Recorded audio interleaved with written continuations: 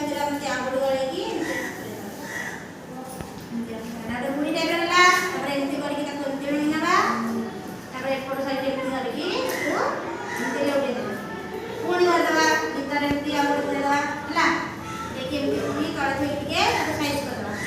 ତାପରେ ଏଇ ଯେଉଁ ଦୁଇଟା ଏଇଠି ରହିଲା ତାକୁ ଏମିତି ଆଣିକି ଆମେ କ'ଣ ଏମିତି ଭାଙ୍ଗିଦେବା। ଭାଙ୍ଗିକି ଏମିତି ଟିକେ ତାକୁ ଚାପିଦେବା।